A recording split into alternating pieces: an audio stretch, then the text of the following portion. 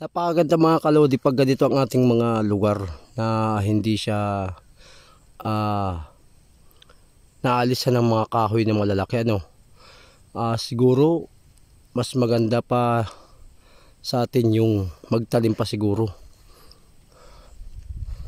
Nakikita naman po ninyo,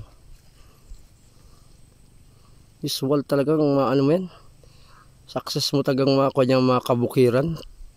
At napakaganda kung may mga green talaga tayo nakikita. Hindi na, kaya nga lahat ng ating mga sa gobyerno ini-engage natin na magtaranim pang ating mga kabataan, pag-asa ng bayan.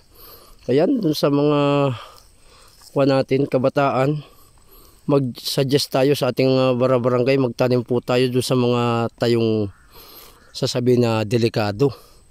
Ano po, lalo na po sa mga yung wala na halos na mga puno. Unang-una sa eskwelahan, tapos sa mga gilid ng kalsada. Ano po, at napakaganda naman talaga po pag may ganitong mga kahoy na tanim. Ano po, kundi talagang minsan ang mga tao ay mapusok, inaabuso ng ating mga kabuntukan. Alam niyo po, lovely forest po ako eh. Mapagmahal po ako sa bukid dahil taga bukid po ako. Masakit sa isang katulad ko na mamamayan na wala nang nakikita mga puno, wala nang nahahapunan halos ang ating mga bigay ng kalikasan.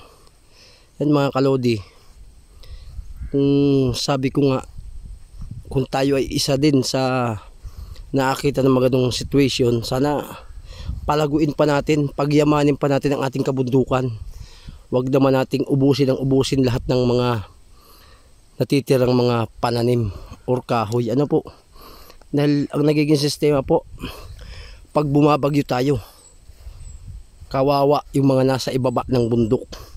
Talagang dadalhin sila at rurus-rusin ng tubig.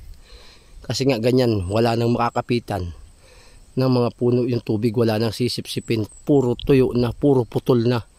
Ayan mga kalodi, pasilip lang po yan sa inyo ng batang mo yan kung saan po andito po tayo sa lupa ng mga Rillamas family. Dito po yan sa Purok Apitong. Bali ito po ay papuntang Badbad na po. Hello dyan sa taga Badbad. Ayan, silip-silip na po ang inyong lugar, ang inyong kabundukan. Thank you very much. Mapagpalang araw sa lahat ng manonood natin, followers. Share to follow lang po, subscribe in YouTube channel. Bye bye, good morning.